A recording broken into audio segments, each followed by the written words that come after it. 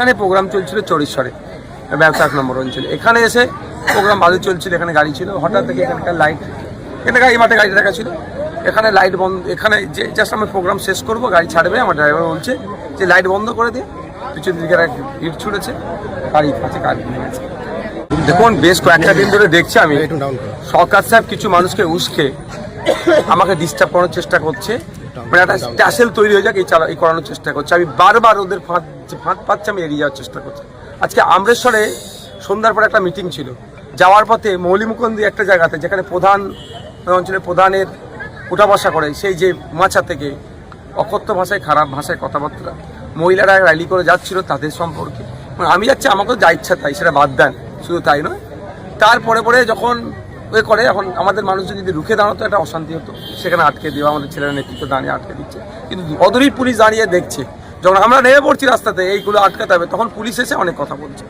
সেখানে একটা শান্তিপূর্ণভাবে আমাদের ছেলেগুলোকে বার করে নিয়ে আসলাম যাতে অশান্তি না হয়। এখানে প্রোগ্রাম চলছিল চরিশ্বরে ব্যবসা 1 নম্বর অঞ্চলে। এখানে এসে প্রোগ্রাম ভালো চলছিল, এখানে গাড়ি ছিল, হঠাৎ থেকে এখানকার লাইট, এখানে এই মাঠে গাড়ি রাখা ছিল, এখানে লাইট বন্ধ, এখানে যে জাস্ট আমি প্রোগ্রাম শেষ করবো গাড়ি ছাড়বে, আমার ড্রাইভার বলছে যে লাইট বন্ধ করে দিয়ে পিছন দিকে ইট ছুড়েছে, গাড়ি কাছে গাড়ি নিয়ে গেছে। এবার যে ছুড়েছে, কেন ছুড়েছে, উদ্দেশ্য কি, ওকে কে ছুটতে বলেছে, এটা তদন্ত সাপেক্ষ। প্রশাসন যিনি আছেন এখানকার যিনারা, তারা তাকে ধরে নিয়েছে যে ছুড়েছে, কারণ আমার ছুড়ার সাথে সাথে সে ছুটে পালাচ্ছে, আমার ড্রাইভার গাড়ি থেকে নেবে কিন্তু তাকে দেখেছে। দেখুন এটা সরকার সাহেবের একটা পরিকল্পনা চলছে ভাঙড়কে আতঙ্কের পরিবেশ তৈরি করার জন্য, যে এই বিধায়কের গাড়ি যদি ভাঙচুর হয়ে যায়, মানে আইসিএফের প্রার্থীর গাড়ি যদি ভাঙচুর হয়ে যায়, নওশাদ বাজিনের গাড়ি ভাঙচুর করে দেয়, তাহলে আমরা সাধারণ মানুষ আমাদের কি করবে, একটা ভয়ের বাতাবরণ তৈরি করতে চাইছি। তবে সরকার সাহেবকে বলবো, এই আমার গাড়ি হামলা চালিয়ে ভাঙড়ের মানুষকে ভয় দেখাতে পারবে না।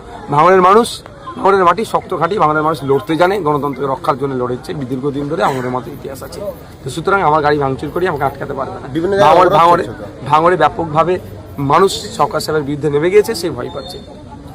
বিভিন্ন জায়গায় তো অবরোধ চলছে, স্বাভাবিক, এটা অস্বাভাবিক কিছু নয়।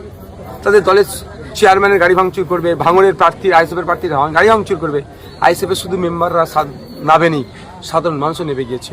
যখন আমার কাছে খবর আসলো প্রশাসনের পক্ষ থেকে এবং ভিডিও দেখেছি, একে ডিটেন করেছে, অ্যারেস্ট করেছে, তখন আমি সাথে সাথে আমার যে চ্যানেল থেকে আমরা মালা দিয়েছি, যখন গ্রেফতার করে নিয়েছে, তাহলে আর এটাকে কন্টিনিউ করার কোনো প্রশ্ন নেই, সেটাকে প্রত্যাহার করা হচ্ছে। তাহলে কি চারিদিকে অবরোধ তুলে নেবে? হ্যাঁ, অবশ্যই বলে দেওয়া হচ্ছে, সাথে সাথে মাইক ধরে বলেছি কি ঘটনা ঘটেছে, এবং আমাদের যারা নেতৃত্বের মাধ্যমে মেসেজ পাঠিয়েছি যে অবরোধ তুলে না।